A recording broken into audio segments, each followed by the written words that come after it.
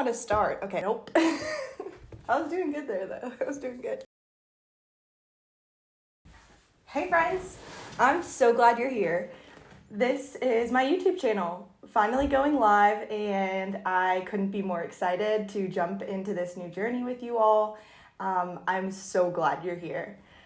We are going to be talking on this channel about all photography things, starting a business, working for yourself, working from home, film photography, and so much more. I don't really know what I'm doing, so I'm just going to bring you guys along with me, and we're going to learn together. Pause in the game. If you don't know me in person and have never met me before, I'm Becca. It's so nice to meet you. I run a full-time wedding photography business. I shoot digital and 35mm film. And after being a full-time wedding photographer since 2019, I have learned a lot, and I'm ready to share what I know with all of you. A lot of my childhood was spent painting, sketching, and doing art in some type of way in a class that I took in my hometown. My older sister did the class, and me being the younger sister just followed in her footsteps. We both painted in that class for 10 years, from 8 to 18, and it really started my lifelong passion of being an artist, calling myself an artist, and really leaning into art and creativity. Knowing that I loved art, when I went to college, I wanted to keep it as a side thing. I wanted to be able to have an outlet to do some art, but not make it my career because I didn't want to hate it at some point. So I signed up for a painting class, and of course, it was full. My first semester of college, I ended up getting placed in a photography class instead. I was really unsure about this, and I borrowed my mom's old, I think it was a Nikon camera.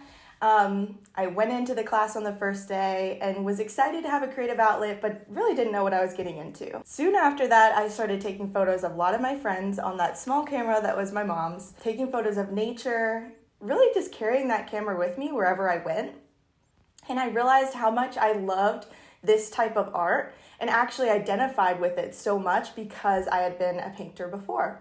I loved how light was affected. I loved building a composition, and I really felt so many similarities between photography and painting. So during that semester, I really kicked off my love for photography, and by that Christmas, my boyfriend at the time and now husband, Tyler, gifted me my first camera. I took off from there. Shortly after that, my grandfather gave me this camera of his, a Nikon FG, fully manual 35mm, and I really didn't know what to do with it. He showed me pictures. He showed me, actually, give me a second. He showed me this very copy of this Ansel Adams book, a famous photographer. Inside, he got this book. It says Ed Dinsmore, Christmas of 1986. And there's some of his film photos in here that he took, I believe in Canada, with this exact camera. So that day he showed me a little bit about this camera, but sent me home with it and said, I know you like photography. I know you do digital. I don't have a use for this anymore, so if you want my books, my camera, a lot of my flashes and lenses that go along with it, you can have them, and let me know if you want to learn more someday.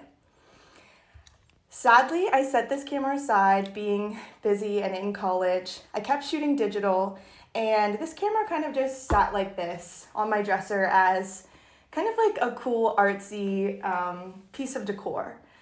Then, unfortunately and very, very abruptly for our family, my grandfather passed away in July of 2017. I had one more semester left of college. That fall semester would be my last.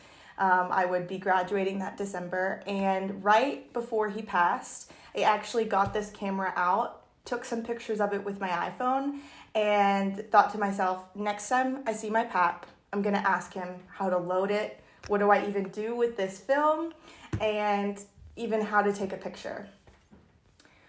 Once I got the news that he had passed just one day later, I was so defeated for so many reasons, but I was so frustrated that I waited all that time and never asked him, never prioritized asking him how to use his film camera. I would have loved learning how to shoot film from him if I could go back, but that's not the way life is. So as a way to get closer to my pap, someone that I looked up to my whole life and loved, I decided from that day forward I was going to learn how to shoot film. Now this was 2017. Film was somewhat used at the time, but it wasn't very popular. Not very many people were shooting film, and it was just kind of a very niche thing, the analog community as they called themselves. So I didn't really know where to start. I searched here on YouTube. I was trying to get my hands on any piece of information to tell me what to do, and I realized that there wasn't very many resources out there. I decided the only way I was going to learn how to shoot this really cool format, 35 millimeter film, was to pick up the camera, open it up, buy some old film, and see where it went. Luckily, my husband, Tyler, is an engineer, and he was in school with me at the time, and he really took to film photography as well. He took some of my cameras apart, learned how they worked, fixed the shutter on my pap's camera that actually had been broken, and really just helped me see what these things were all about. So through the next year, Tyler and I got shooting. We shot anything we could, mostly outdoor photos, landscapes, some pictures of our apartment, and just whatever we could to practice using this camera. If you've used a fully manual 35 millimeter camera, you probably have experienced this too, but our first roll, I think, came out completely black. It's really easy to expose your roll to light when you're loading it and unloading it.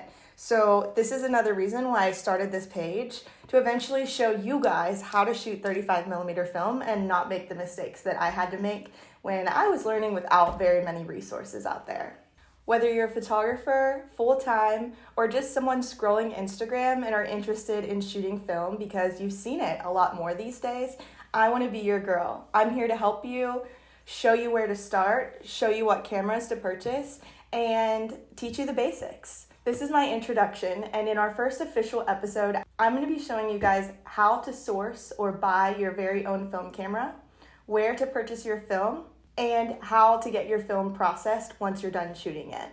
These are going to be the basic 3 things that we're going to go over in that first video together. And along with that, I'm going to be showing all kinds of film photos that I've taken in the past 6-7 years of shooting 35 millimeter film.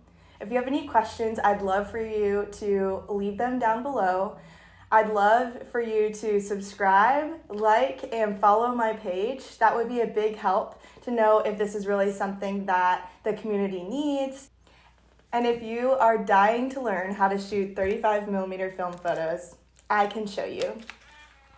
Cheers, friend. I'm so glad you're here, and I hope you're here to stay. See you in the next video.